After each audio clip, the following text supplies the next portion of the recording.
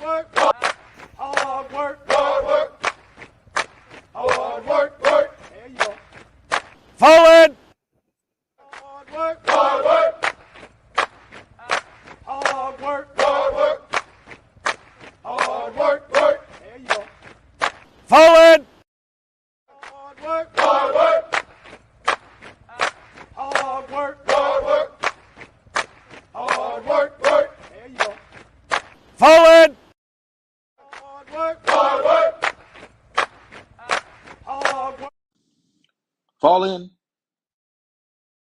Hey, what's going on? What's popping? What's crackling? Hey, I'm glad to be back and tapped in with y'all real quick. You know who it is. Trade the commission, first promotion, morning sports talk. So come on and fall in with your favorite bets on the Nets as we get to talk about what's been popping in sports of late. Of course, when able to, we give a little correlation to regular lifestyle, military lifestyle, and all that. So I'm very sure, first and foremost, where is my manners?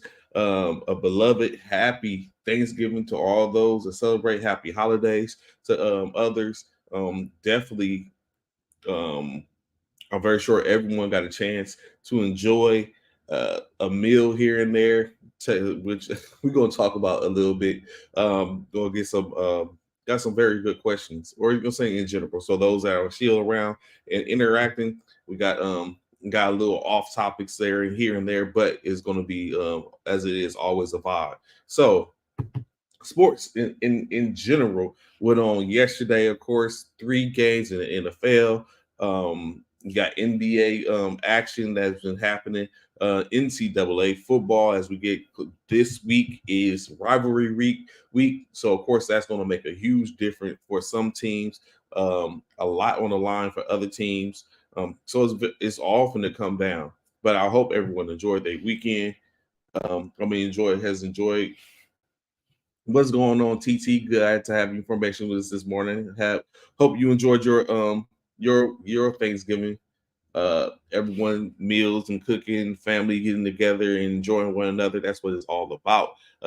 Tis the season. This is that season, the fall time frame. A lot of people, I know this is their favorite time of the year. So I hope everyone's making the best of it.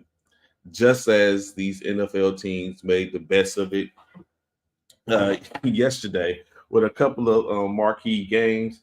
Of course, those who don't know, for the most part, the Detroit Lions and the Dallas Cowboys play every Thanksgiving every year. And so they didn't disappoint. Well, I guess the Detroit Lions disappointed a little bit. However, Dallas did not. If you haven't paid attention, Dallas doesn't lose to teams that are less inferior inferior than them. Cowboys, baby, of course, and they're saying, I see Jackie have your making your point. Dallas Cowboys don't lose to teams that's inferior to them. Matter of fact, they smack teams that are less inferior to them. If you've been paying attention the last couple of games, they have put up monstrous type numbers when they play a team that is considered to be less inferior than them. I firmly believe that the Washington Commanders were going to be a thorn in the side of all the teams in the NFC East, and which, for the most part, they start out being a thorn, and then it takes a hell of a turn, and then we have a different outcome. But still, there's still some games left in the season, so we still get a chance to see what the outcome is going to be. But let's get into some of this conversation in reference to yesterday. So of course we know the day started out 11:30, bright and early in the morning, with the Green Bay Packers and Detroit Lions basically engaging in a division rivalry for the most part. Green Bay coming in at 4-6. Detroit Lions with an 8-2 record. And so we just knew, I'm not going to even lie, I just figured that Detroit was going to continue. Business as usual, was going to be able to go through and take care of business. I know, so not so fast, my friend. In-state, what ended up popping off is Green Bay came out throwing haymakers, swinging and punching off the rip, deep pass down the seams. Uh, Jordan Love and Christian Watson connection. What's going on, Commissioner Myers? Glad to have information this morning. Yes, belated happy Thanksgiving to you and everyone out there. Hope everyone enjoyed the holiday. And more to come, I'm very sure. Of course, it's now Christmas is going to select. Christmas is up next as we move along, New Year's, and then we get right back into the same rigmarole where we start all over again. So I'm very sure everyone has a plan. Particularly, of course, Commissioner Myers and the Military Basketball Association. So, of course, always looking to see what the outcome is. That is, these teams having plans. The Cowboys, as Jackie said, Cowboys, but Jacqueline was like Cowboys, baby. They got a plan. TT Kneef, I'm very sure she has a plan. Also, I know everyone has a plan for this upcoming season. So we definitely look forward to seeing how it goes. Yes, sir. You know, all the time. So all we gotta do is set that up, and you're welcome. We'll make that happen, Commissioner. So, oh, sorry. Lions, right? So I personally just thought that the Lions was going to run roughshod over the Green Bay Packers, and it not so much. Like I said, Green Bay came out early with the first haymaker, hitting a deep, I think like it was a 35-yard pass down the seam. Christian Watson and setting them up, and which they end up going ahead. In state, Jared Goff was 22 for 32, not bad, 260 yards, 3 touchdowns, not a single interception nor sack on the day. AJ Dillon, as we know, or those that don't know, Aaron Jones, who is their premier back, has been sidelined with a lot of injuries. I think it was a hamstring after like the second game of the year. Now he has a knee injury. So AJ Dillon, his backup, has been picking up the load. He was carried the ball 14 times, 43 yards. Love contributed 3 for 39 himself. Jaden Reed 2 for 16, and Patrick Slater ended that with 3 carries for 11 yards. In state, 22 carries, 109 yards. Not shabby by committee, of course. The aforementioned Christian Watson, 5 receptions for 94 yards on 1 on 7 attempts, a 1 touchdown. As I said, he did start off the game with a 53-yard touchdown that kind of like set the tone, in my opinion, that put them in position. Malik Heath, 4 receptions, 46 yards. AJ Dillon contributed with another 33 receptions for 38 yards. Romeo Dobbs, who usually is the hot stepper, the hot man, him and Jaden Reed have been the ones that came on of late. That kind of, like, in my opinion, has been keeping them in the fight, honestly, for Green Bay. Jaden Reed, 4 receptions for 34 yards and a touchdown. Romeo Dobbs with 3 for 37 himself on 4 targets. Tucker Kraft with 2 for 15, and Patrick Taylor basically with 1 for 4. I think what really kept the tide is the fact, like, the defense, Green Bay's defense was tapped in. Like, they came in with the mindset of we finna cause problems. Rashawn Gary yesterday with 3 sacks, keeping the pressure on Jared Goff, making it hard. Forced fumbles. Of course, one of those forced fumbles was returned by I don't want to sip and do like everyone else was doing and sip and talking about them and keeping them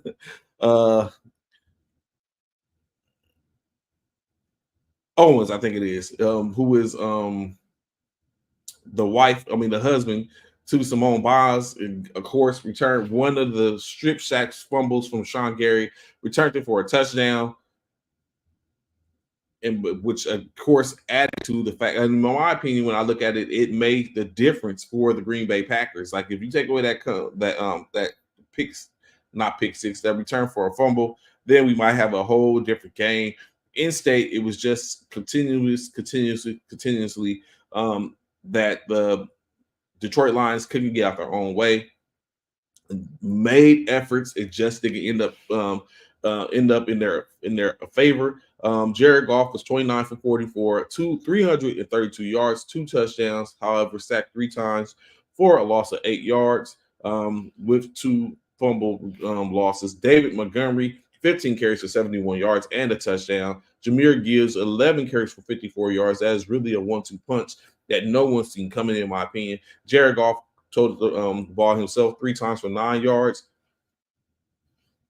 On the receiving end, Amon-Ra St. Brown doing what he has been doing since he's gotten into the league. 9 receptions, 95 yards. However, no touchdowns to go along with that. Khalif Raymond picking up the slack as well. 5 receptions for 90 yards. No touchdowns, of course, is a little cumbersome. Jamison Williams, of course, coming back and trying to get back into the institution because he was out for a little bit. 2 receptions for 51 yards. Again, no touchdowns. Of course, all adds up. However, Sam Laporta did get 5 receptions for 47 yards and was able to haul in a touchdown, as was Josh Reynolds off of 2 receptions for 15 yards. In-state, it just didn't happen for him. Of course, it's hard to come back from a multitude of turnovers, and Jared Goff himself had 3 fumbles lost. Of course, one was the scramble, him trying to scramble, getting caught, not looking as he was hit from behind. Like Rashawn Gary was in his zone, and that's basically that's, I guess you can't say no more than that. Like, he did what he needed to do. As we know, last week the Detroit Lions were victorious by making a 12-point comeback in the way with just under 3 minutes remaining in their game, and was able to pick up the slack and get a dub. It seemed like they tried to make enact that same scenario in yesterday's games. It just was going to happen. However, if they would have got that onside kick, we might be seeing a different tune here. But of course, in any case, with the dub, the Green Bay Packers moved to 5-6 on the year. As we get closer and closer, is really starting to make a play for it. It's starting the division, even though Detroit seemingly single-handedly has it on a stranglehold. Currently 8-3 on the year, still leading their division. But Green Bay is coming. You still got Minnesota is coming. So it's some teams out there that's unfortunately Chicago is probably out of it. But between Green Bay, Minnesota, and Detroit, we might see it come down to the wire if things continue to progress the way they are, and we might be looking at a whole different division come the end of the season. Of course, next up, everyone's beloved Cowboys. How they became the nation's team is I don't know, but in state, the Cowboys set up and had, of course, nothing like oh, hold on. Let me go back. You know what? I'll go back to that in a second. The Cowboys, Dallas Cowboys. Again, at the beginning of this, we talked about how it seems that the Dallas Cowboys tend to beat up on teams that are inferior than them, right? Which they should, honestly. There's nothing wrong with that. In-state, there's nothing wrong with that in any way, form, or fashion. I just thought that the Washington Commanders were going to put up a little more fight, in which they kind of did. Like, I got it, sis. You're right. It's not my team either. But somehow they was coined America's team, in which, hey, but that's some people's perception. Others no. But like I was saying, they put up I thought the Washington Commanders would have put up a more so of a better fight. In all honesty, in my opinion, when you look at it, they did, even though the score speaks differently, they did. I mean, they had to. If you look at it, Sam Howell was 28 for 44. He was under duress a lot. He was sacked 4 times, also 32 yards. But Sam Howell did manage to complete for 300 yards. So that's not the worst. Like, in a 45-10 loss, to get 300 yards, there has to be something else that's in play. When you start to break it down, he did throw an interception, in which said interception was returned for a touchdown, which ended up being a breaking of the NFL record by Deron Bland, who now holds the record for the most pick sixes in a NFL season. and still games to go. So we have no idea what it be. Currently holds the record 5 pick sixes. What's going on, Mr. Reed? You know what, Dwayne? I got to come see you for a multitude of reasons. I need to come see you and Fest, but I need to come see you specifically. So I'm going to be pulling up in your office in the next couple of days and coming by to see you. But I hope everything's going on. I always see you making your moves, doing your work, doing what you love. But I'm definitely coming to see you, Mr. Reed. Happy Thanksgiving to you as well, sir. But yeah, Hal, like I said, 28 for 44, 300 yards, an interception, but some sacks that kind of made a difference and kind of like put them on the back end. He was under duress the whole game. The whole defense was on him, which of course they should. He's a quarterback. Brian Robinson Jr., 15 carries for 53 yards. Not that shabby. Chris Rodriguez contributed 4 for 21. Antonio Gibbs, 6 for 21. And Sam Howell, of course, when rushing, 2 for 13. At the beginning of the segment for this game, I watched as they talked about Curtis Samuel. So Curtis Samuel, of course, is originally from Brooklyn, New York, in which he talks about that he plays for Erasmus Hall is where he played his high school ball at one time in which they wasn't supposed to be able to have a game or have any they was losing funding or something similar in that way, in which he basically has been their best player to play there. He, made some moves and helped them out. They went and played a couple of years ago against the NFL international team, high school players and internationally in London, in which they didn't believe. So things have come to them due to the fact that they have been a team over the course of the years. His high school team that has been in the rankings or have made noise. So of course they were selected for that. So Curtis Samuel spoke about being a part of that and everything yesterday. So look at it: Jawan Dotson, Terry McLaurin, Logan Thomas are all a part of this offense. But yet Curtis Samuel is the one that continues to shine bright. Yesterday, 9 receptions for 100 yards. Although he did not get pay dirt, he did show that he is someone to be reckoned with. Jawan Dotson, 5 receptions for 52 yards. Terry McLaurin, 4 receptions for 40 yards. Again, not a single touchdown in sight. Logan Thomas, 2 for 15. Antonio Gibson contributed with 3 receptions for 16 yards. Cole Turner was 1 for 29. But no one got into the end zone in state. The only person that got a touchdown was, of course, Sam Howell on a rushing touchdown, in which looked like it was going to be an option. Of course, he broke it back inside and was able to find the crease. Touchdown. That was the only score. That helped me, of course, because he's my fantasy quarterback. But in in-state, it didn't help the squad because they got rammed over. Dak Prescott yesterday, 22 for 32, 331 yards, 4 touchdowns, no interceptions, no sacks. Contribute with a carry for 10 yards, of course. CeeDee Lamb had 1 carry. That didn't get anything. Rico Dowdle, 3 receptions for 3 rushes for 11 yards. Tony Pollard, 13 carries for 79 yards and a touchdown. Brandon Cooks is showing that he is a benefit to the Cowboys organization, being the second option to CeeDee Lamb. Is starting, of course, to pay off. Both of them, CeeDee Lamb and Brandon Cooks, both with 4 receptions, 72 yards for Cooks and a touchdown. CeeDee Lamb was 53 yards and a touchdown. Jalen Tolbert, 2 for 49 himself.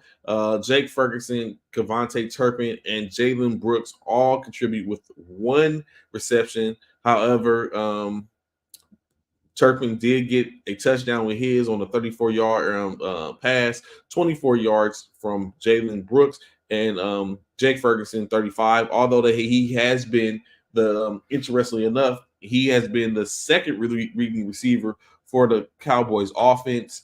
But yesterday, only touching the ball once. Although he was targeted 3 times from 35-yard hookup. Michael Gallup was 1 for 13, and Rico Dowdle as well continued with 1 reception for 15 yards, but that reception turns into a touchdown. As mentioned earlier, of course, like we said, DaRon Bland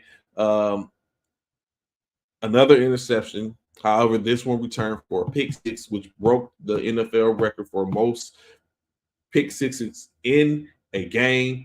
Now he holds the record with still with 6 games to go. Um, we'll see how that turns out, especially with who they're playing against. We might see. Well, he might get some more interceptions, maybe no more pick sixes. But of course, I'm very sure it was thought that he was going to probably wasn't going to do that this week, but it made it happen. A quick break on the ball, returned it. I think it was a 43-yard, 47-yard return, and breaking on into the record books.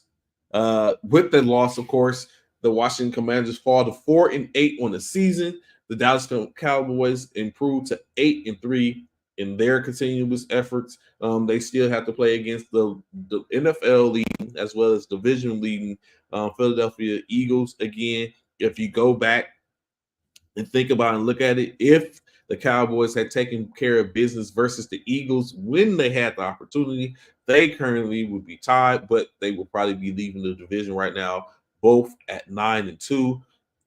Wasn't so lucky to make that happen. Now you see now what in the position that they're in, 8-3, but that's not bad. They're currently a playoff spot in state. If it was just if the playoffs was to be struck today, the Dallas Cowboys would be in the playoffs. So I guess nothing's lost. Still 6 games left in the season. Anything can happen. We see San Francisco took a 3-game loss, went on the 3-game skid.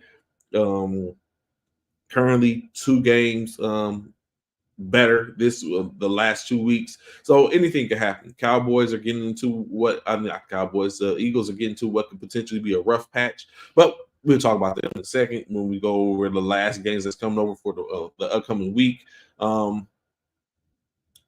So the last game for the beloved Thanksgiving, and you're saying that point to where everyone like sitting back, maybe he's going for the second or third helping or plate as they sit and watch the games, or just have maybe just have a taste for whatever it was that you liked the most, whether it was turkey or you want some greens, some macaroni and cheese.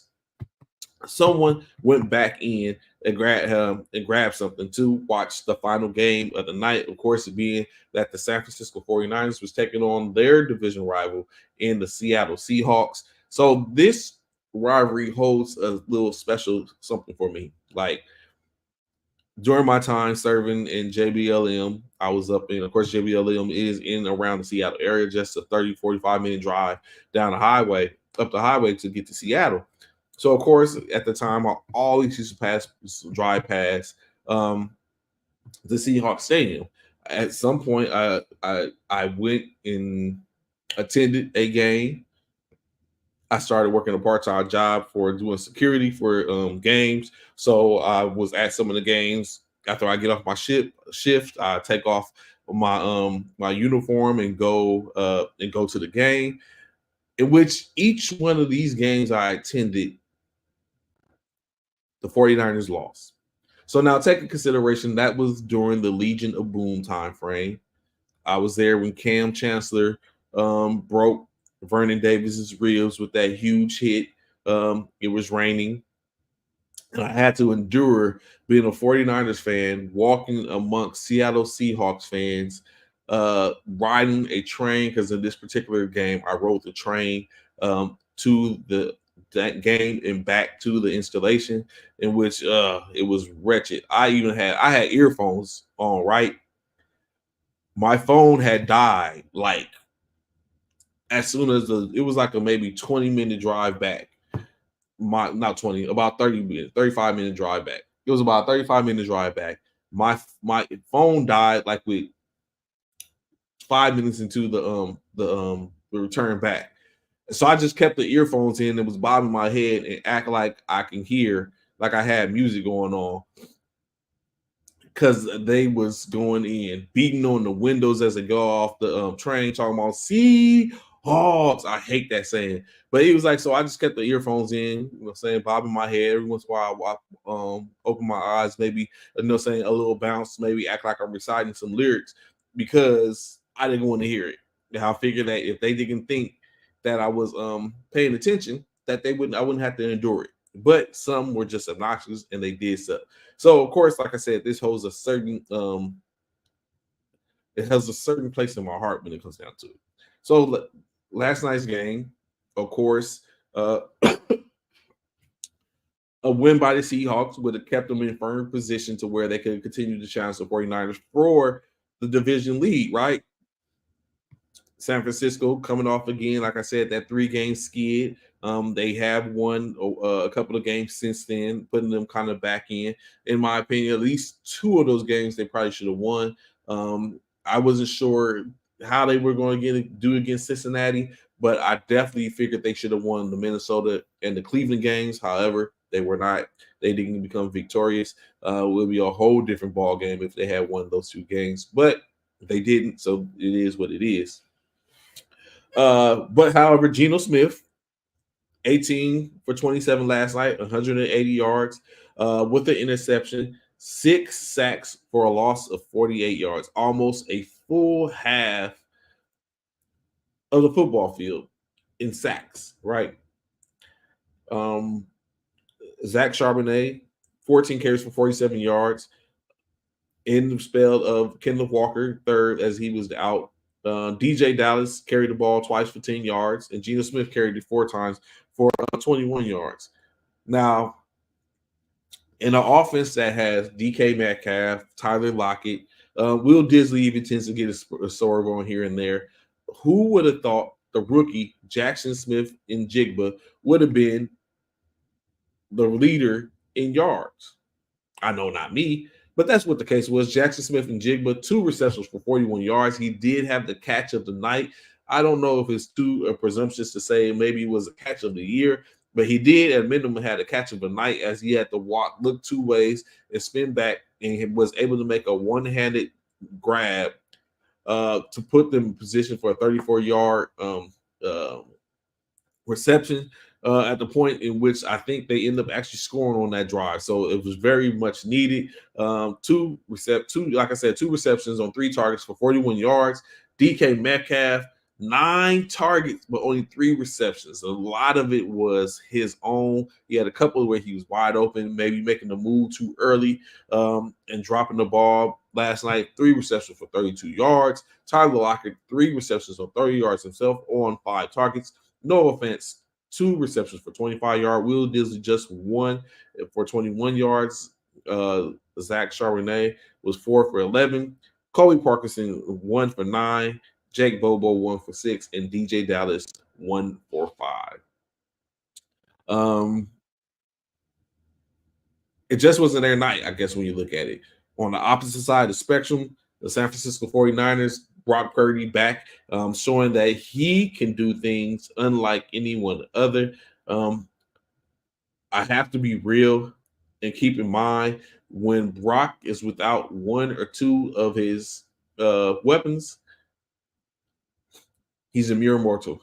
That's just what it is. But I would guess that would be anybody for the simple fact. I honestly believe that would be anyone. So why would he be any different? Of course, because of where he was at the point where he hadn't lost a game as a player. And then he goes to lose 3 games. Of course, at that time, Deebo Samuels was out. Brandon Ayuk was ailing. You did have a situation to where Christian McCaffrey was dealing with a abdominal strain or oblique strain or something like that. So everyone was 100%, and so we felt the pain. We got pushed around, a couple of penalties here and there. Got forced to a 3-game skid and had to come back with a vengeance after our bye and take care of business. So last night, Brock Purdy was 21 for 30 for 209 yards, 1 touchdown, an interception that we returned for a pick 6, of course, helping them out, and then 1 sack, 1 yard. Okay. Christian McCaffrey, 19 carries for 114 yards and 2 touchdowns. Any other time, I would have been so grateful for hearing that stat line. Of course, this week, one of my opponents that I have is currently has Christian McCaffrey on his team. So those points racked up just put me further in the hole that I have to come out of to try to get a dub. I digress. Elijah Mitchell, 7 carries for 39 yards. Debo Samuel had a carry, four carries for 15 yards and a touchdown, a rushing touchdown. Brock Purdy carried the ball 3 times for 1 yard. Debo Samuel on the other side of the spectrum, 7 receptions for 79 yards. Brandon Ayuk, 2 receptions for 50 yards and a touchdown. Christian McCaffrey, 5 for 25 himself. George Kittle contributed with 3 receptions for 19 yards. Jawan Jennings, 1 for 7. Charlie Warner, 1 for 9. And Ray McLeod, the third, 1 reception for 23 yards. In-state game set match 49ers, 31-13. Taking consideration the pick six. If it wouldn't have happened, the game might have been different. The score would have definitely been different, where we might have been looking at like, oh, it was another blowout. With the dub, the 49ers go to 83 on the year, just 2 games behind. I mean, a game behind the Philadelphia Eagles for the best record in the NFL. I mean, correct, the best record in the division in the National Football Conference. Additionally, tied with the Detroit Lions as well, as they both are vying to see who can get the second or first spot. Not to, like, again, 6 games behind. At this point, the 49ers plays the Detroit, correction, the 49ers play the Philadelphia Eagles in 2 weeks, in which I currently have a jersey bet on with Bishop, as we know, to where, well, I'm very sure we'll talk about that, or y'all just know when it comes out. But I do currently have a little wager with Bishop that if the 49ers win, he will depart and take a picture in something. And if they do not win, then I will do as such. So definitely a situation I'm looking forward to. I believe firmly that the 49ers would have taken care of business had we not had that demise in state. So we get a chance to run it back, although the stakes were different last time. A little bit different this time. It might be a number 1 seed on the line at this point. So we'll see how it goes. Of course, we know the Eagles were able to get past the Kansas City Chiefs. They gotten past the Dallas Cowboys. They got the Buffalo Bills this upcoming week. We'll see how that turns out. And then 2 weeks from now, they got the 49ers. So we'll see. So potentially it could be the stakes could be a whole lot different in the next couple of weeks. But in any case, it is what it is. We have another game that's going to pop off tonight. The New York Jets will face off against the Miami Dolphins. In my opinion, not really anything huge. Maybe 5 weeks ago, 6 weeks ago, this would have been a situation. Of course, we know Aaron Rodgers went down at the beginning of the season with the Achilles injuries. He seemingly has been making his way back, but of course, maybe not enough to put in his position to where he will come back. Currently, the Jets are 4-6 on the year with 6 games remaining. 7 games remaining. They basically will have to go win at least 5 to 6 of the last 7 games of these last games in order to put themselves in position. And one of them will be against the division leading the Miami Dolphins, which could be a tough task. I just don't see it in reference. I don't see opportunity for the Jets to make a comeback. But of course, everyone has to play the games. Any given Sunday, anything can happen. So we don't know, but we'll see tonight. Of course, that game this afternoon, 2 p.m. on the Black Friday game, as they have coined it, that will be showing on Prime. So be sure to tap in to check that out if you're not out doing any shopping or anything like that, and see how that turns out. Of course, the rest of the week is as such. On Sunday, the New Orleans Saints will be tapping in to play against their rival team, the Atlanta Falcons, in Atlanta. The Saints with an opportunity to put a little more distance, as the Saints was one of the teams in which I selected that I said would end up being their division champion. Currently, they hold the division at 5-5. which is odd compared to the rest of the division champions that are basically 9-1. Correct, 8-1. No, 9-1. I'm right. 9-1 for the Eagles, 8-3 for the 49ers and the Lions, and then of course the Saints are currently 5-5. So of course with a W, they put a little more distance between them, 6-5. With a loss, they now are tied with the Falcons, who now have an opportunity to put the pressure on them. With a Tampa Bay that is not too far behind. So again, some things change, some things remain the same. But the Saints have an opportunity to put a little more distance between themselves and the Falcons for the division lead. Another division game, the Steelers and the Bengals. Right now, Steelers currently riding on a win streak. How they continue to win, I don't know. 6-4 on the year so far, with the game coming up against the hobble Bengals, who currently are without their franchise quarterback in Joe Burrow. As you know, he went out with a UCL injury, similar injury in which Brock Purdy sustained last year. Now Joe Burrow is out currently. Bengals currently 5-5 on the year, playing for the first time without Joe Burrow. So we'll see how that turns out. Will they be able to hold the line and be able to be successful and get themselves into the playoffs, or is it going to be a season to where now the Cincinnati Bengals don't have to look at maybe looking to a little early to kind of be looking at future? But in my opinion, there's nothing wrong with keeping a rabbit in your hat so they can still have a better backup. But in any case, games got to be played. Next man up, and we'll see how that turns out. Of course, the 12 o'clock game on Sunday, the Carolina Panthers and the Tennessee Titans. If my man Cornelius or if Bishop was on right now, they probably would call this a toilet bowl game, of course, in which the 1-9 versus 3-7 is a hard game to pick. What or why is it that there's a struggle for the Carolina Panthers? They have a couple of weapons, you would think.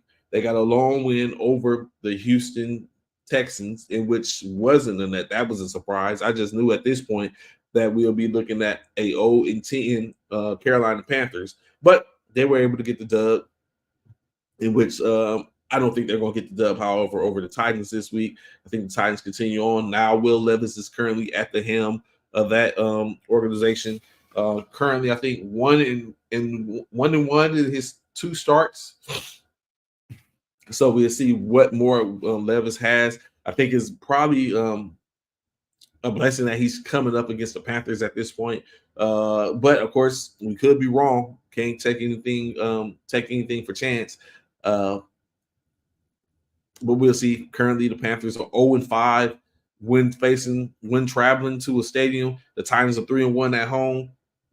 So it's already not lining up too well. But again, anything can happen. That game, 12 o'clock Eastern Standard Time. Correction, 12 o'clock Eastern Standard, Central Standard Time. So be able to tap in for, of course, all those Carolina fans. Hope y'all can get a dub. For the Tennessee Titan fans, y'all at home, I should get a dub. We'll see how that comes. Next game on the docket, Tampa Bay Buccaneers and the Indianapolis Colts. So, of course, things started out a little different for the Colts, as they initially had Anthony Richardson drafted. He was doing pretty well. Of course, Anthony Richardson's been out for at least 3 weeks with the injury, which he's already when they had the surgery, so he's recovering. So Gardner Minshew has been at the helm. Now, if you pay attention to football, Gardner Minshew is not a scrub by no means. Gardner Minshew, just a few years removed from being what could have been a Super Bowl quarterback. He took the Jacksonville Jaguars to a AFC Championship game, faced off against Tom Brady, had Tom on the ropes, just couldn't get it done, in which, of course, Tom Brady went on to lose to the Philadelphia Eagles in that game, in which Now, of course, Gardner Minshew has been through that organization as well as now is at the helm of the Colts. As we all know, Baker Mayfield is the quarterback for the Buccaneers. Currently, the Buccaneers sit at 4-6, 2-3 in their when it comes to away games. The Colts are even worse though, 1-4 when it comes to being playing at home. However, they are 5-5, and I do think they have a better chance of beating Tampa Bay, in which Tampa Bay beating the Colts. Of course, Jonathan Taylor and Zach Moss 1-2 punch hasn't been that potent as late. John Taylor is coming on and returning to the form in which he was before his injury a year ago. Before sitting out a little bit as he was trying to wait to see if he could get a trade, he's starting to pick up the slack again. Michael Pittman Jr., a serviceable wide receiver. So I really think the Colts can pull this out. I think the Colts can pull it out. If not, the Buccaneers get back in there. Depending on what goes on with the Atlanta and New Orleans game, the Buccaneers could potentially be in play with a losing record. Hey, stranger things that happen. We'll see. The next of what would probably be been perceived as the total bowl, uh, which is odd as we're talking about professional teams here. The New England Patriots will be traveling to the New York Giants, Rutherford Stadium, to take on NY Giants. Both teams are looking very, very, very disturbingly bad at this point. The Patriots currently holding a 2-8 record. The New York Giants with a 3-8 record. The Giants without their franchise quarterback in Daniel Jones as he is out. The backup in Tyrod Taylor out as well. The Patriots having looking at just the other day they had to bench Mac Jones. So wondering what the did they go with the seems like, you know what, at this point that whole draft class is dismal. Zach Taylor, Justin Fields, Trey Lance, Mac Jones. None of them are doing too well. 3 of them starting quarterbacks. One of them was the bench. He's been traded since his existence. That draft class of what was it, 2020, 2021 has some explaining to do. In any case, both teams sport a 1-3 record for home or away. In this case, the Giants with the home 1-3 at home. The Patriots 1-3 away. It could be a coin toss, but I think in state that due to the fact that there's more continuity in the Patriots offense, I think the New England Patriots is going to be able to pull this one out. Moving to 3-8 on the year, 2-3 in the way, and then basically just continue as a vie for what would be the number 1 overall pick this year, potentially. Pending any trades or any spurts of wins, that's what we have. The Jacksonville Jaguars will be traveling to the Houston Texans home to basically play for supremacy in the division. The Texans currently sport a 6-4 record with a 4-1 home record. Not bad at all. However, the Jaguars sport a 7-3 record and won 1 up on the Texans with the 4-0 record when playing away. Will the Houston faithful be able to wield their team to a victory? This one is a hard one for me to sit up and look at, but I think the Jaguars will end up being able to pull it off and be victorious over the Texans in their home stadium, even though Houston is coming on strong, looking like they're going to be a playoff a playoff team this year. I almost said contender. I don't know where we go for the contention part yet, but they're definitely, the team is looking like they're going to be able to put together, string along some games as they get closer and closer to the end of the season, to where they will be sitting there able to be in the playoffs. Now, will they host a playoff game? That might be a little early. Maybe 1 or 2 years away from that as they continue to get better. Right now, CJ Stroud is cooking up. In my opinion, Puka Nacua was the front runner for the offensive rookie of the year.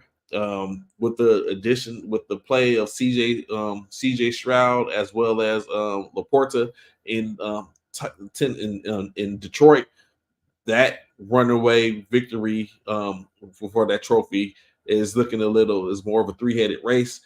As of course we know, quarterbacks seem to get a little of an edge. So in that sense, maybe CJ Stroud is the front runner as he continues to take his team now, taking the team currently 6-4. We don't know where they'll be at by the end of the year, but we will continue to watch. But of course, I'm going with the Jaguars in this game. With just 4, 5, 6 more games on the slate, we'll run through them pretty swiftly because I do want to talk about some NBA stuff, a little college. What's good, Diggs? What's going on, fam? Hope you enjoyed your Thanksgiving, bro. A couple other ones, right? Still teams without their franchise quarterbacks. One team at least. The Cleveland Browns will be facing off against the Broncos in Denver. As we know, the Broncos, I think, are currently on a 2-game winning with Russell Wilson and Sean Payton kind of like getting on track. The Cleveland Browns 7-3, 2-2 away, currently playing with I guess you could say house money in a sense. They skirted past a couple with having PJ Walker in as he relieved Deshaun Watson. So now we get a chance to see how they end up playing out.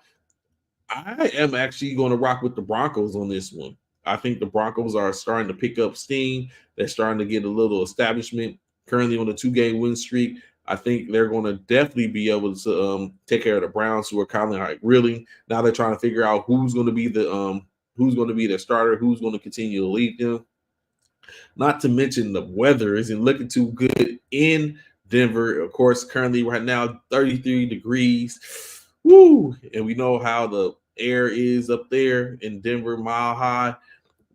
All things lead to benefit the Broncos, and I think the Broncos are going to be able to walk away with a win today, pushing them to 6-5 in the year if they're able to take care of that business, and maybe start to shake up things a little bit in the NFC East. Although we know the Kansas City Chiefs lead that division,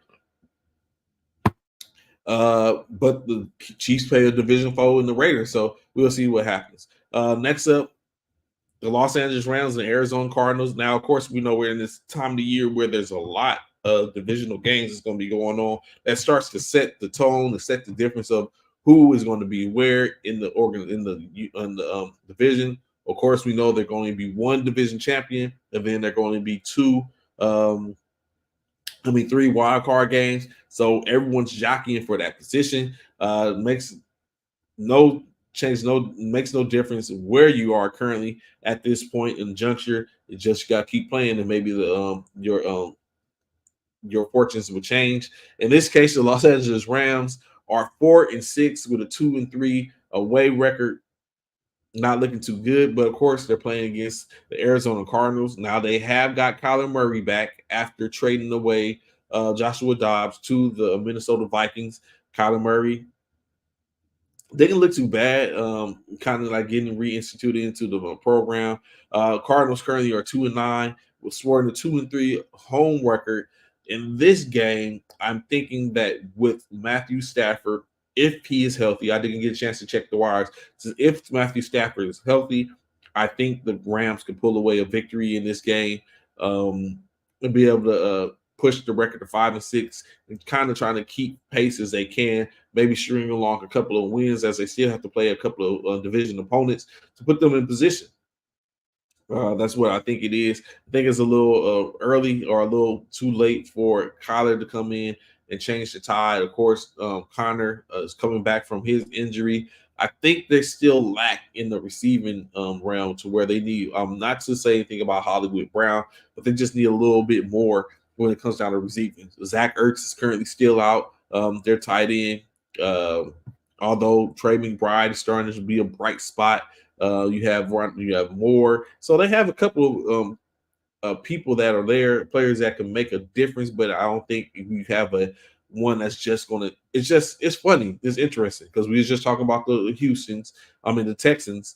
in which they have Dale, Nico Collins, and a couple of players in which he's like, who the hell are these players? And then you have a little more notoriety in Cleveland, in Arizona, but it's kind of like the same thing. But in state, my prediction is the Rams will get the victory over the Cardinals, pushing the record to 5-6, and on to the next. Before I mentioned division matchup between AFC and Western foes. Of course, now you have the Chiefs coming off a loss last week to the Philadelphia Eagles. They would be facing off against Antonio Pierce's Las Vegas Raiders. Uh, do you have a situation here to where we get there's a dub that's going to be presented due to the fact of built on pure adrenaline and emotion? The Raiders are playing the host this time. Currently, the Raiders are 4-1 at home. The Chiefs are 3-1 away. But the records are different when it comes to overall, as the Chiefs are 7-3 currently, while the Raiders are 5-6 in this juncture. Can the Raiders get a dub? Can Las Vegas take care of business? Can they sit up and push the Chiefs to where now, as opposed to being sitting at a number one seed, the Chiefs have to battle through the playoffs to get back to the promised land? Can we see that? Is there a possibility for that? I would love to sit up and say that I believe the Chiefs will win, but I don't know. We see last week Valdez Scantling dropped what would have been a go-ahead touchdown. But conditions, as I will always say, play a huge part. It was wet, cold, but Valdez Scantling does have a propensity to drop balls. Can the Raiders put together something? Can Aiden O'Connell will his team to get a victory? Devontae Adams, Jacoby Myers, Jacobs. Is it all there? Do they have what it needs to get the dub? Going with having to make a decision, I'm going to go with the Chiefs in this particular game, but it's by a smidget. I really do think that the Raiders might have a chance in this game. You know what? No, we're going to go ahead. Raiders. I'm going with the Raiders. I think the Raiders are going to upset the side. The Chiefs are going to be at a 7-4 for the year, and looking at and wondering like what is really going on. I think the Raiders might be able to pull this one out. Let's go silver and black. Three more games we discussed real quick. Of course, one of those being the before mentioned Philadelphia Eagles playing home host to a reeling Buffalo Bills squad. Of course, we know Buffalo Bills currently 6-5 in the year, 1-3 when it comes to traveling to the opponent's home. That's not a good look, especially when the opponent that you got this week is currently 9-1 overall with a 4-0 record when it comes to playing at home. The Eagles have skirted past in some games, however, just getting past the Cowboys. But I mean, defense wins ball games, and that's what ended up putting them in the position. The Bills, I just don't see it this one. Jared Allen, Josh Allen is kind of like recovering, kind of like making the way back after having a couple of unlikely losses. But I think this isn't just the time. I would love to see the Bills get the victory. Please don't get me wrong. Any little thing helps.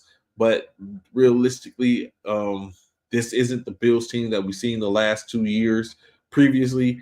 And this is the Eagles teams that we have seen of recently. This game I'll give to the Eagles. Unfortunately, probably moving in 10-1 on the year. Before 2 games before they meet up against my beloved 49ers.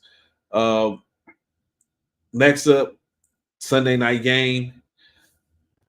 The Baltimore Ravens will be facing off against the Los Angeles Chargers, in which the Los Angeles Chargers I just knew was going to be more of a potent team. Of course, some of this could potentially come for their missing that key receiver in Michael Williams, who really gives a little added oomph to the offense, especially with Keenan Allen being a threat, and then the development of Parham and a couple of other players Austin Eckler is looking like he's lost a step in a little bit. So definitely like just a whole different team is what the Chargers look like. And then the Ravens, of course, locked in. Lamar Jackson, after getting his money, is showing that he's not one of those quarterbacks or individuals that once they get paid start to rescind. He's kind of like been there in a sense. Ravens currently 8-3, with a 4-1 away record. Chargers 4-6 with 2-3 home record. Playing in SoFi, a little bit different, but I think the Ravens continue on with their track, moving to 9-3 on the year, and continue to push and put distance between them and the rest of the division foes as they get ready, as they get closer and closer down the stretch. And then last but not least, the Monday night game, the Chicago Bears will be taking on the Minnesota Vikings in US Bank Stadium. The Vikings have been a hot team those last couple of days. Just think about a month ago, they was looking very dismal, looked like they were going to be challenging to get into the top five pickers in the upcoming NFL draft. You blink, and that's a whole different story. Currently 6-5 on the year, 2-3 at home. The Bears 3-8 when it comes to travel. 3-8 overall, 1-5 when it comes to traveling. When you start the stars start to line up, it's just not looking too productive. As I'm very sure the Vikings and their newly established quarterback in Joshua Dobbs are going to take care of business. I'll be interested to see if Justin Fields come out and is able to turn that tide. Every week that Dobbs is at the helm of the top squad, he gets better and better. Of course, being able to understand, or maybe that was a little bit of a benefit to him, not knowing and basically had to go off a sheer mentality and just will, where he was able to put himself now. He's going starting to learn the system, and we'll see how things start to play out for them. The Vikings looking pretty good, and looking like they could potentially challenge the Detroit Lions. A victory on Monday night will go a long way with that potential challenge. Detroit still, like I said, has a pretty good distance, currently at 8-3. But we can see how it all turns out if the Vikings are able to get a dub. So that's what my predictions are, of course, for the upcoming week. As we get ready to get into week 13, we start to see a little bit different. Oh, correction.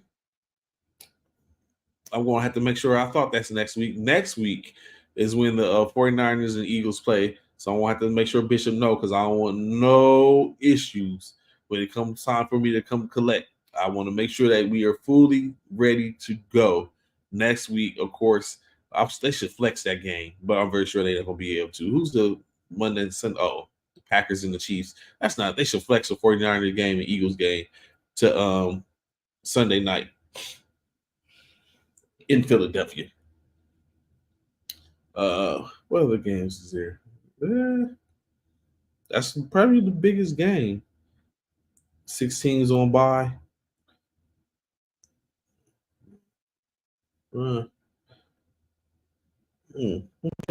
Let's see how it goes on next week.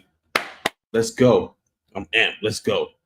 So like I said, what to sit up and speak on, talk a reference to. Well, you know what? Actually, I'll go here first. I end up ending with NBA. So as in tradition, we usually, when we talk about the schedules and the games and stuff like that, we try to keep it within the perspective of the top 25. Of course, we know since week 8, the CFP has been established, and the CFP has basically been dictating who, where, when, why, and all that type of stuff, right? So before I get into that, of course, a couple of games were played this week as Bowling Green faced off against Western Michigan, in which Bowling Green was victorious 34-10 over Western Michigan. Eastern Michigan played as well on Tuesday versus Buffalo. Buffalo wasn't able to take care of business. They ended up falling to Eastern Michigan by a score of 24-11. Yesterday, a top 12 matchup. Ole Miss currently ranked 12 versus Mississippi State. As we know, this is rivalry week, so we're going to see a lot of intrastate battles, intracity Mississippi was able to take care of business, winning 17 to 10 to 7. I'm sorry, keeping their hope alive to get into a New Year Six bowl. Of course, then the things start to change a little bit. So before I go into this, I want to make sure that I'm tracking on the CFP rankings, as of course, as opposed to the rankings of the AP poll, two different rankings, and I've usually talked about. So first and foremost, the current rankings for this college football championship are: Liberty comes in at number 25, Clemson with a 7-4 record at 24, Tulane hosts 10-1 on the year, currently at 23. North Carolina State is currently 22. Tennessee, University of Tennessee comes in at 21. Oklahoma State is 20. 19 is Kansas State. 18 is Notre Dame. Iowa's holding on at number 17. Oregon State, who will have a top 10 opponent, correction, top 5 opponent, I believe, will be taking on Arizona this weekend. Are currently holding on at 16. Arizona at 15. LSU 14. Oklahoma at number 13. Ole Miss with a victory last night will be probably move up or hurl fast, depending on what happens in the above them. There are some ranked opponents that are playing each other that's above, but of course we know when it comes down to it, they're going to probably the likelihood of them really falling out is probably going to be slim to none, as number 2 and number 3 play each other this weekend. That's Michigan versus Ohio State. The big game is going on Saturday at noon. Penn State comes in at number 11. Louisville has made their way into the top 10. Missouri at 9, Alabama, Texas 7, Oregon 6, Florida State 5, University of Washington 4, Michigan 3, Ohio State 2, and Georgia currently 1. There are a total of 5, 6. I didn't get that. Could you try again? All right, Siri. There are a total of 6 undefeated teams in the top 25. Of course, 5 of the 6 are the top 5. Of course, the other undefeated team sits at number 25 due to, of course, their scheduling. So there you have it. So, of course, after this week, we'll have a conversation and look and see where we're at with it. So, additionally, going back to the 2 games, top 25 games, number 13, Oklahoma will be facing off against TCU. Of course, with the victory, especially with the teams that are playing ahead of it, Oklahoma might have an opportunity to move closer and closer into an opportunity to be in a New Year's Six bowl. Of course, currently the expectation is possibly that they're going to end up playing in the Alamo Bowl against maybe a team like Arizona. I would love for it to have been against USC, but it's not looking like that's going to be the case, as USC can't seem to get a W and currently have played all the games for the season and sit just to wait for this week to end, so that way we can see who's going to be offered new bowl bids. Number 17, Iowa will be taking on Nebraska in Nebraska.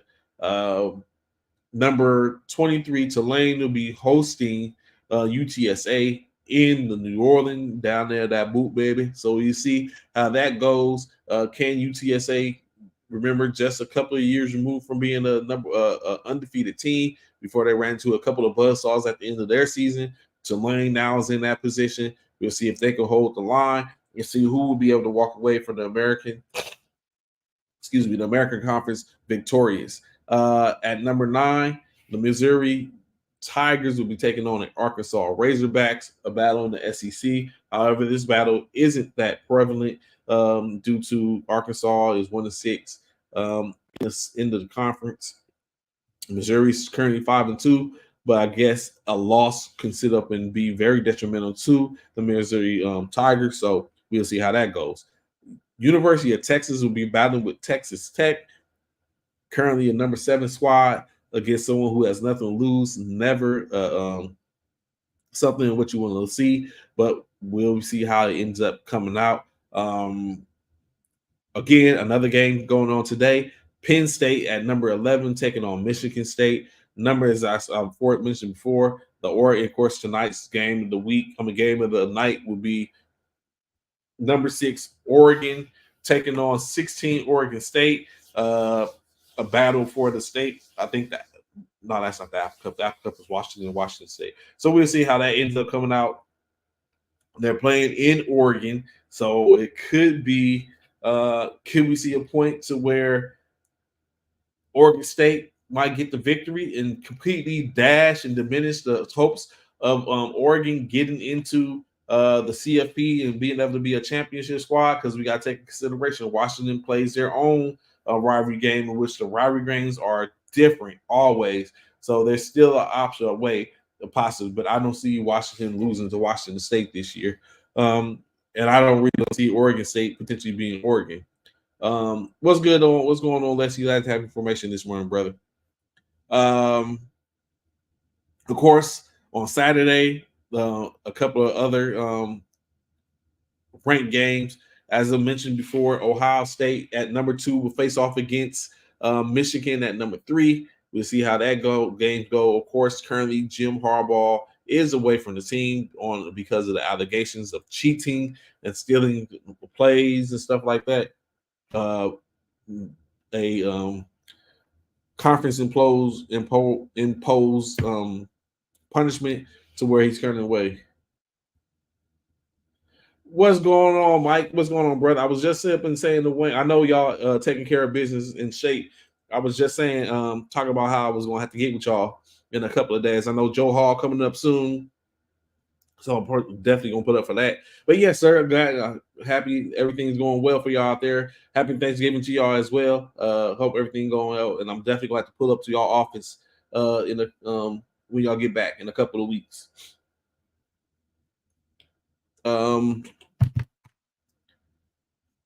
Kentucky will be facing off against number 10 Louisville. Texas A&M will have a game against the 14th ranked LSU Bayou Bengals. Battle, I guess, the Iron Bowl. Alabama will be facing against Auburn in Auburn as they have their number 8 ranking on the line. 15th ranked Arizona will be taking on Arizona State. The 20th ranked Oklahoma State Cowboys will be facing off against BYU. 21st ranked Tennessee will face off against Vanderbilt. The 25th ranked Liberty will be battling with UTEP. The aforementioned Apple Bowl puts up number 4 ranked Washington against the unranked Washington State Cougars. At one point, the Cougars were ranked, so this could potentially be a battle, as it's definitely a rivalry game, and anything can basically happen. Okay. Like I said again, hopefully you're saying shout out you Team USA in the shape as they play against the other countries. Hopefully, basically, saying we come out victorious. Let's go, ladies, on Sunday. Let's just start off, and men on Monday. So we'll basically be tapped in and checking that out to see what we can do to keep y'all updated on that. Last but not least, Florida and Florida State will be playing tomorrow. Later game. Florida State currently ranked number 5. Florida 5 and 6 on the year, but again, rivalries hit different. Notre Dame and Stanford will face off. Notre Dame currently 18th ranked, 24th ranked Clemson will be battling with South Carolina. The 19th ranked Kansas State Wildcats will be taking on the Iowa State Hurricanes. North Carolina State face off. North Carolina did their best to hold on to their top ranking. It just wasn't going to happen. However, North Carolina State is within the number 22 rank, in which both teams are 8-3. This should be a good one. And last but not least, although there's probably not going to be any resistance given, the number 1 Georgia Bulldogs will be taking on Georgia Tech, in which there's probably not going to be anything really there. We'll probably see Georgia victorious and Georgia go ahead and walk into being the number 1 overall team in the CFP. What's good, BA? What's going on, fam? Salute to you, too, my brother. I'm glad to have information with us this morning. Being the number 1 team and go on as we currently have Georgia. If it was to start this week, the Georgia Bulldogs will be playing against the Washington Huskies of 1 versus 4, and then of course the Ohio State Buckeyes will be facing off against their division foe, the Michigan Wolverines, on a 2 versus 3. But we know that potentially all can change, or it may not change. The way the CFP goes, they're going to vote on what they think the eye test is. We could potentially see a situation to where, depending on what goes on in this game, Michigan may not even fall. I mean, Michigan may not fall out, or Ohio State may not fall out the top 4. That's how it goes. That's how the cookie crumbles in a sense, which would be interesting, especially with Florida State being on it. But of course, their starting quarterback and Travis is out. He was carted off the other day, so he may not be available for the game. It goes to see how they go against Florida. Like I said, Oregon is lurking, Texas is lurking, Bama is lurking.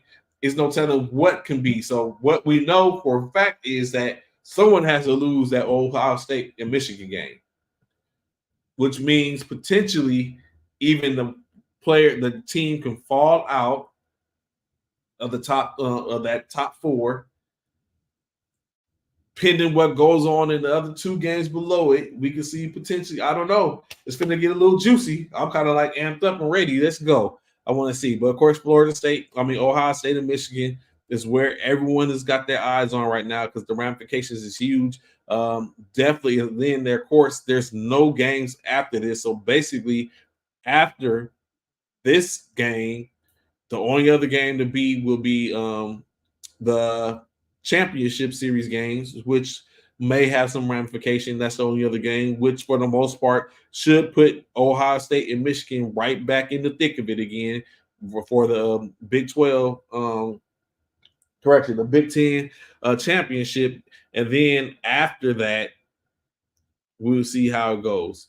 If we have a situation to where, let's say, Michigan loses to Ohio State and then comes back and beats Ohio State in the Big 12 in the Big 10 championship, and then find their way back up into a championship game to maybe play yet again for the 3rd time in the 3 consecutive games versus one another. I wouldn't be surprised. It's potentially could go down like that. So we shall see. Chalk games, full of games, NCAA football really got it going on, popping this week. So be sure to tap into your favorite local stations or stations or whatever it is to watch your team, your college team, and see how they do, right? So real quick before I get up out of here, let's talk a little bit about, wait, hold on. Oh, you know what? I need to call Bishop. I didn't realize. Oh, USC, Oklahoma playing college football, college basketball this afternoon. Let's go Trojans. Ranked 23 after a loss to UC Irvine. But like I said, wanted to talk a little NBA. So it's interesting, in my opinion, what's going on. For those that's out there that's still watching, what do y'all think about the in tournament? The end season tournament? Are you feeling it? Are you excited? Are you looking forward to seeing the outcome? What do you think did it enact what it needed to? In my opinion, I think it did. Taking consideration, right? The Los Angeles Lakers.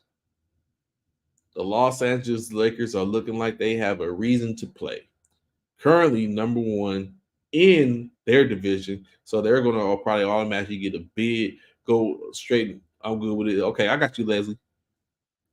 So is looking good, right? But what happens when there's no longer a tournament to be played? Nothing to play for. Will that continue? Will they continue to play the same way? This is the stuff that goes on in my head. Like, what I'm saying? I see them. I was like, all right, you'll put it in the effort. But will this effort continue once the season is done? Once this tournament is taken care of? Once the inaugural trophy has been presented? Will that same grit and grind and that same type of energy put towards in the tournament for these teams, will that continue to be the case? We'll see. Of course, if have been paying attention, the Memphis Grizzlies are kind of like decimated in a sense. Currently without a good amount of their players. As we know, John Morant is serving 25 game suspension, and they're only there, so they're halfway through that before he gets back. It has to be instated. Steven Adams has season-ending knee surgery. He's out. Brandon Clark is recovering from an Achilles injury from last year, so he's still out.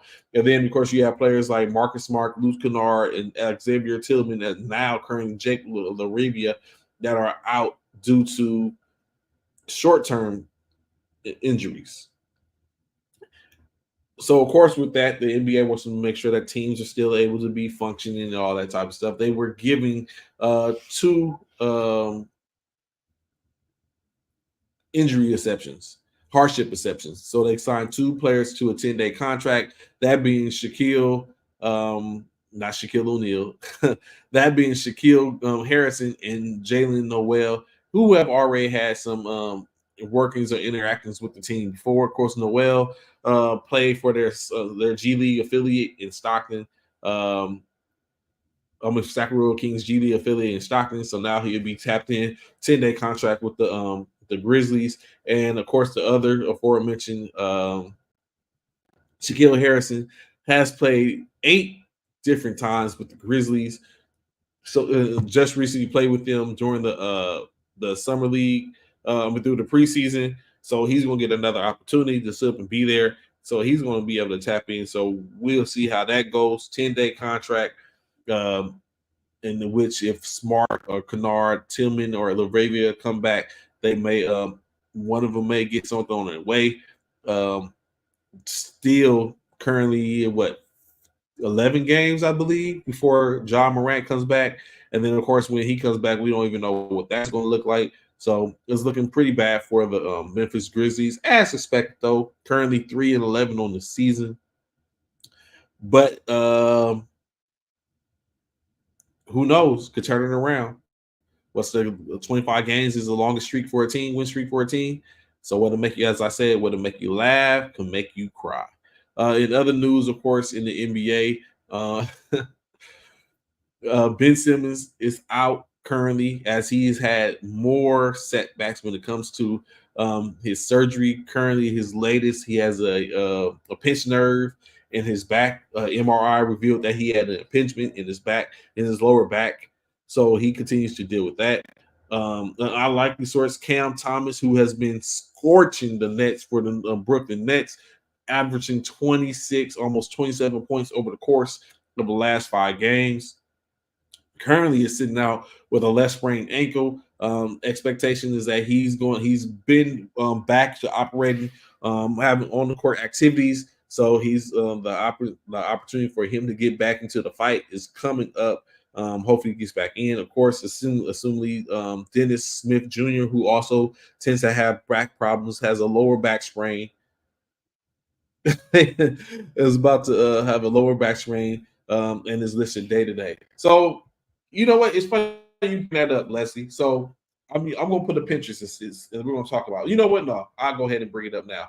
So, of course, there's a situation that goes on to where Josh Giddey, guard for the Oklahoma City Thunder, is in a little bit of hot water due to the fact of he has been found to be engaging with a minor. It is said that this particular young lady is roughly 15 to 16 years old, but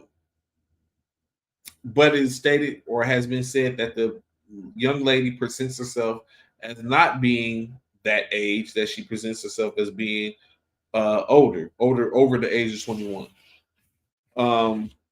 Unfortunate situation in which I'm very sure there could be acquittal filed because Josh Giddey, if he truly did not know that she was really and truly just a 15-year-old, a 16-year-old, that they can find a way around that.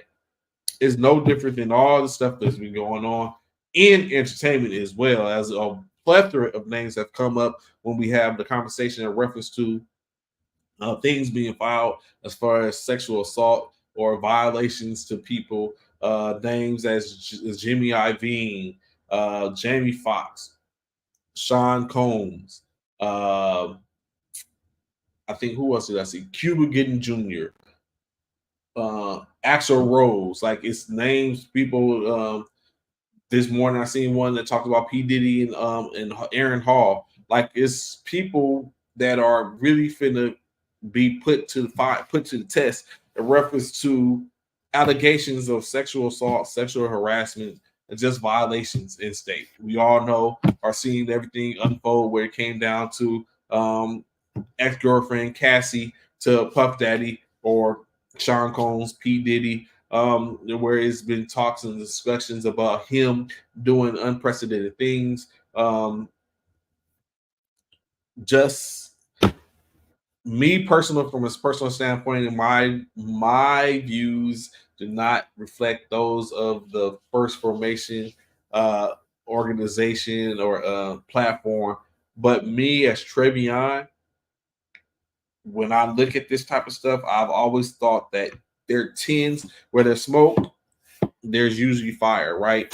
And what usually happens from what I see and watch different documentaries and take look at stuff, when for those people who are really caked up, i.e., being very successful and having a large amount of monetary uh, avenues, tend to be the people who are the most vile and also be the people who do some of the illest things because they have money and they're able to wield the power.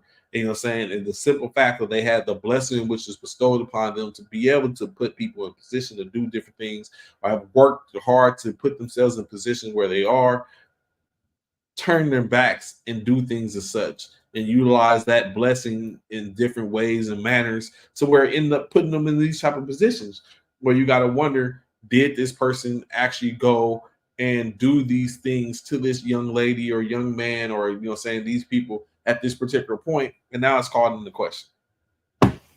That's how it goes sometimes. So, saying, but anything at this point, everything is alleged. As you know, with the Cassie and Puff Daddy thing, it was settled out of court, but that doesn't mean that the problems go away. Already, Macy's has enacted and stated that they're no longer going to carry the Sean Combs uh, uh, brand. So that's done. You won't see any more of that. So I mean, it goes and comes, and of course, just people disengage from brands when things start happening because they don't want to sit up and be connected to that or have the backlash. So I'm very sure more is to come, especially with all these allegations, and of course, it'll be here. But right now, when it comes to a aspect of sports, Josh Giddey is on the is on the clock with that. So we'll see how it goes. He may get arrested just for preliminary reasons until it's all hashed out, booked, released, and then allow for that to happen. So it's unfortunate when stuff like that happens. We got to sit up and teach our young men and women, saying how to be cognizant, how to be weary of these type of things. That the stuff that goes on.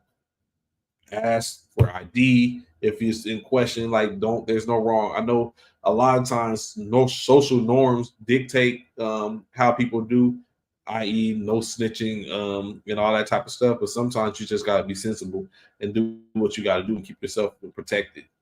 Um, Unfortunately for Mr. Giddy. What else do we have? So, if you know or keep a contact or when it comes to certain people, particularly that there's a ongoing feud between a particular NBA player and a particular referee.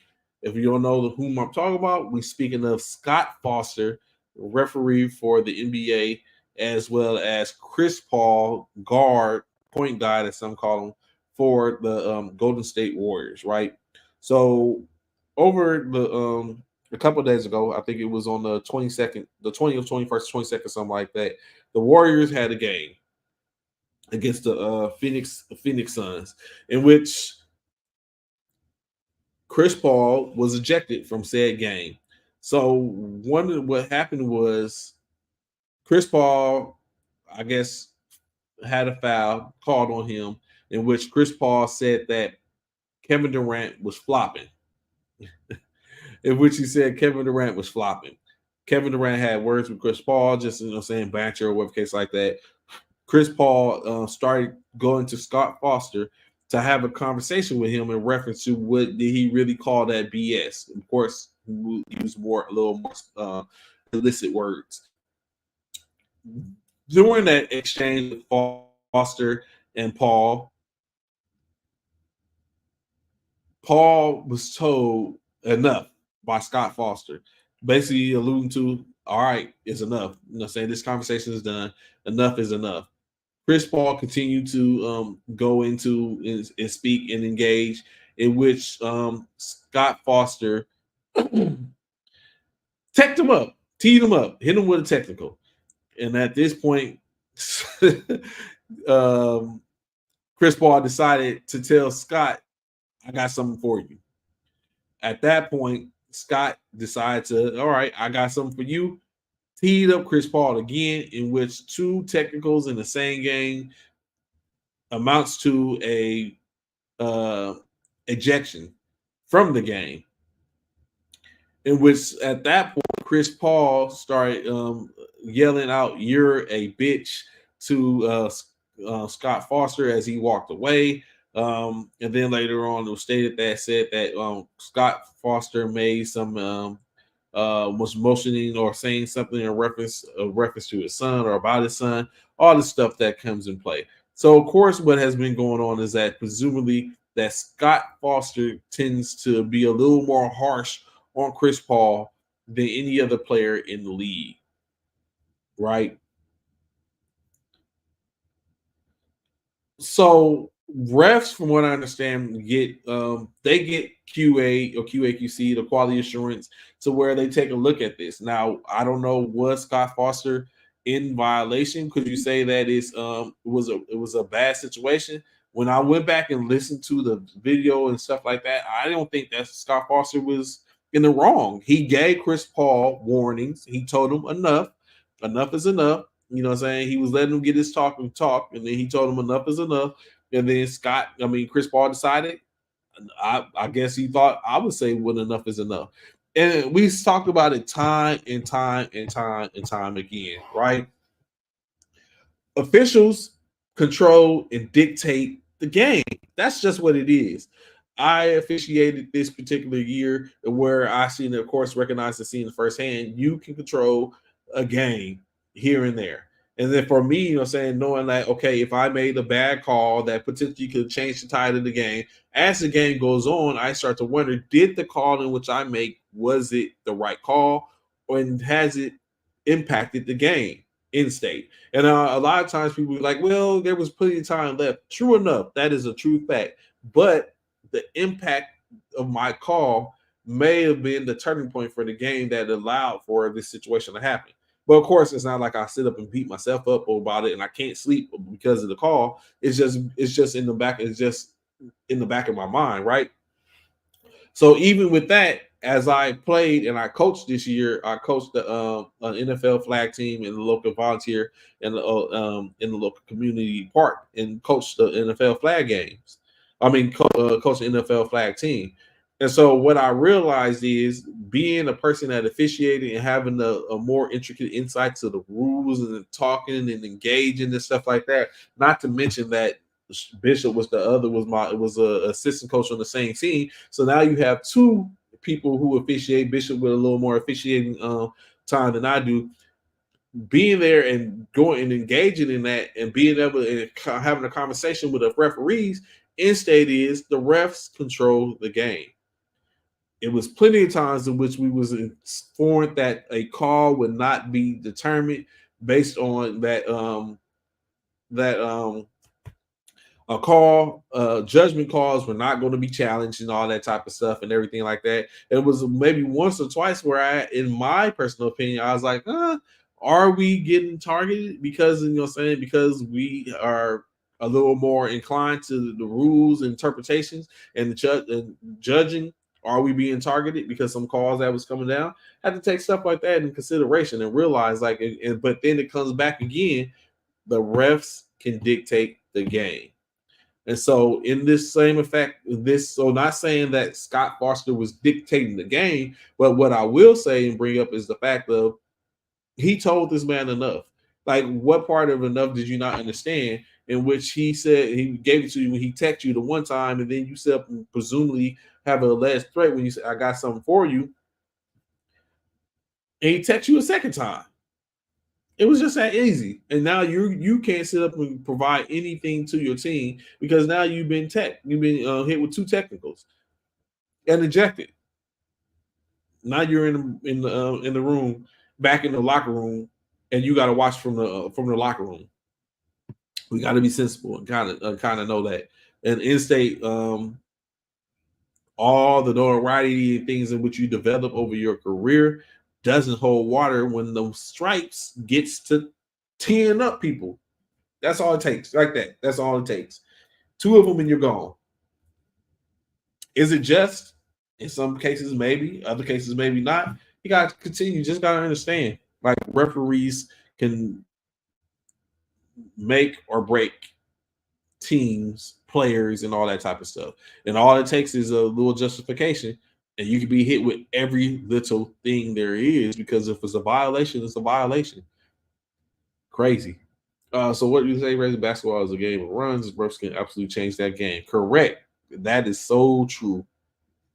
Can slow it down to where it's like you got to be very tedious. So now it becomes a chess match between you and that official. Crazy. Why even put yourself in that position? Gotta think harder. IQ's got to be harder. Got to be a better one. In other, of course, plays and stuff like that. There was a little dust up, I guess you could say, between head coach Adrian Griffin and Giannis Antetokounmpo, as it was caught on video as they looked like they was having a heated discussion as Giannis was taken out of the game. Giannis didn't want to come out the game. It was a game versus a division foe in which it was Milwaukee versus Boston. It was Boston in skirting out with a 119-116 victory. Giannis was called for a turnover in which Coach Griffin put Bobby Portis in which Giannis did not want to come out the game, in which he sat down, they had a discussion, and then Giannis was able to get inserted back in the game on the next possession. So sometimes the correlation can be coaches and children, right? Coaches, players, correction. Players and coaches can be alluded or correlated to adults and children, or parents and children, right? To where, as sometimes in some fashions, it's not always a question in which when I say or when we say to do something, that there should be a back and forth in Satan, right? There's a hierarchy. And so sometimes you have to, and don't get me wrong, of course, sometimes there could be a reason for it, and sometimes there's a just reason for a player or quote unquote child to say, hey, this is at the third, in which they should always, for the most part, be given the opportunity to speak and engage and talk about stuff and have a back and forth. But sometimes there's a point and a place for it, or or maybe at the time. So as a coach, if Coach Griffin said Giannis had to come out, we get the emotions and everything like that. And sometimes players play with a huge amount of emotion on their sleeve, right? It lives on the outside of them, and it lives in their environment around them. So they have that huge emotion, which is not a bad thing. But there's sometimes what happens is what a person views, i.e. the player views going on around them, isn't what the other person, i.e. the coach, isn't viewing at the same time. And they have a different perspective. And so being that their abilities or what they're supposed to do is guide those individuals, then sometimes we should just hear it out. So there should never been a point to where there's on tape, Giannis and the coach having a back and forth to where now the coach has to relent because Giannis is the franchise player and he's the reason why people are in the seats. Like, people that come paid to come see Adrian Griffin coach. That's just the fact of the matter. they came to see Giannis Antetokounmpo play. And at this particular point, they was in a situation to where Giannis Antetokounmpo was in a position to where he could have make or break the squad by making the play. Get it? No, it's entertainment. Sports is entertainment.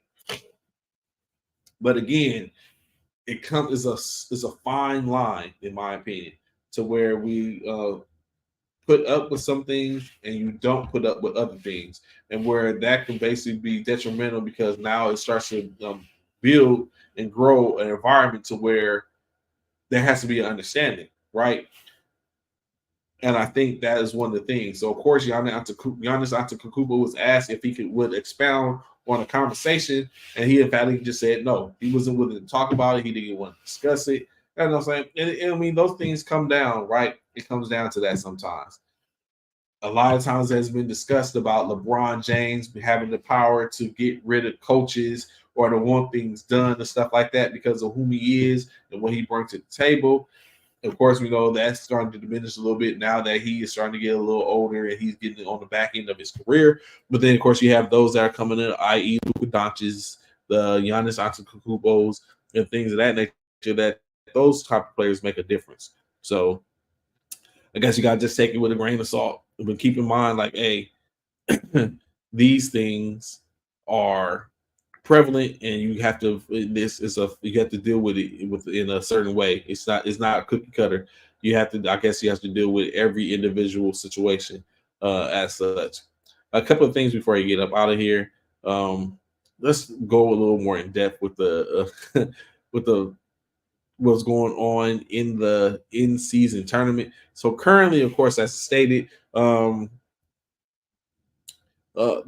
divisions are broken down into three factions. Of course, the East is divided into three. The West is divided into three. Each division has 5 players in it, or in which five teams in it. Of course, currently, the Pacers in the East A bracket or group have clinched their group with a 3-0 victory over the Cav, in which they are in a group with the Cavaliers, the 76ers, the Hawks, and the Pistons.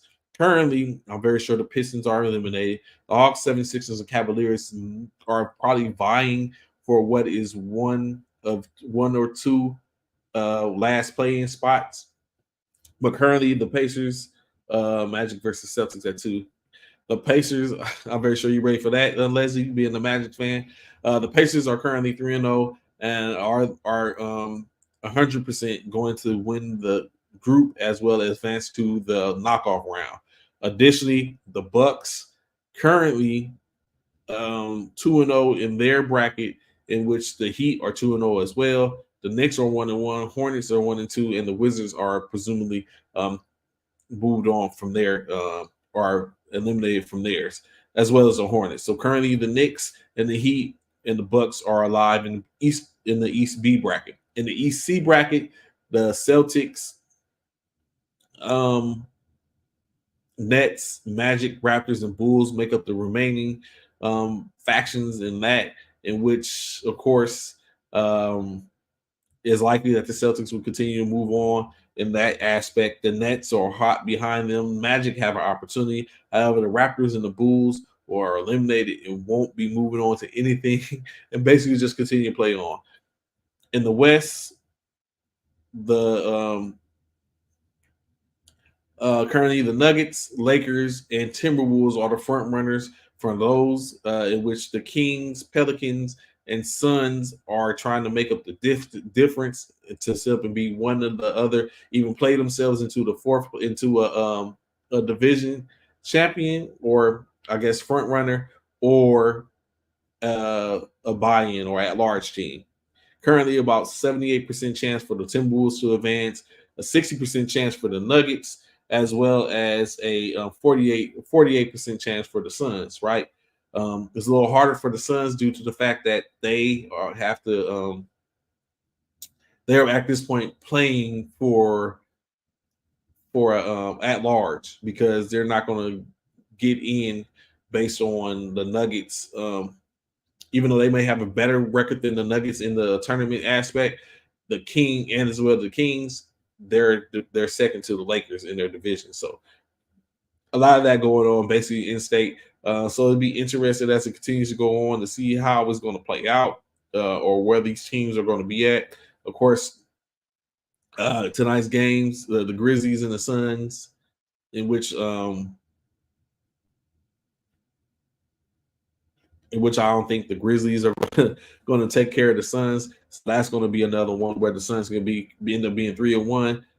Spurs and the Warriors face off tonight. Pelicans and Clippers, Heat and Knicks, the Bulls and the Raptors, Nuggets and Rockets, Wizards and Bucks, Kings and Timberwolves, and Heat and Knicks. All games having tournament having tournament in the tournament season ramifications.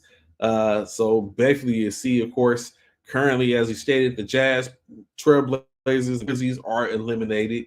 The Spurs are eliminated in the West. Still alive currently, the Pelicans, Nuggets, Rockets, Mavericks, Clippers, Kings, Timberwolves, Warriors, and OKC, as well as the Phoenix Suns, still alive for the most part. I believe with a loss tonight, the Suns will be eliminated. But what's the odds of them losing to the Grizzlies? And then, of course, as it plays out, continually, it's only a couple, basically, two more games? I think it is. I think it's 2 more games that's left in this tournament before in the preliminaries before the knockout. Yeah, just a couple. So next week is the last week. Next week is the last week.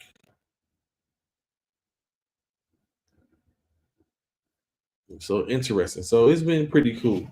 But in any case, I greatly appreciate y'all rocking this morning as I need to get ready, get set so I can get back to good old city of San Antonio. Greatly appreciate y'all rocking. Of course, revving up, trying to I got a couple of things tapping in, get ready, get a couple of different people to come on the show, grace us, tell their stories, give a little more information. So some shows that's coming up, basically tap in, be prepared. When you hear that tone that lets you know we on tap, just pull up, interact, engage, and we'll be a happy day. So, of course, as I said, it's a Friday. It's the weekend. I'm very sure you probably got a little leftover turkey or something like that. Make a turkey a la king, a salad or something like that. Plenty of different things to do. Matter of fact, hold up before I go. I wanted to ask those out there, what was your favorite part of your Thanksgiving meal yesterday? Was it the turkey? Did you get a smoked turkey, buttered turkey, a ham? Like, what was your favorite part of your meal yesterday? I'd be interested to know that. Was it the mac and cheese? Was it the greens, the stuffing, the cranberry? Like, what had you in awe yesterday to where you was like, I can't wait to wake up this morning to run that back? If it was anything, let me know. Put it in the comments. Matter of fact, just because the show is in it, don't mean the comments ain't still on. They still ongoing about it. I might have to put that in and put that and just ask that question. In any case, we greatly appreciate y'all. Smoked turkey and mustard greens for Jacqueline. Okay, I see you. Are you gonna be able to go get some more of that today? But like I said, even though comments still going on in the comments, even though if we're not on, you'll still be able to answer. Greatly appreciate y'all. Y'all make sure y'all enjoy your weekend. Be safe. For those that travel, of course, traveling graces, getting back to your homes and stuff like that. I would say I'll be back on Monday, but I won't because I have to go to an appointment. But Tuesday, we're tapping in. We'll talk about the other games that played out, the Monday night game that played out, and getting ready to set up for everything else. So until then, I greatly appreciate y'all tapping in. I hope your weekend continues to be as beautiful and beneficial to you. Lord gives us life, so that's another thing to be thankful for. Look forward to seeing y'all on Monday. Enjoy y'all's weekend. I'm out of here. Peace.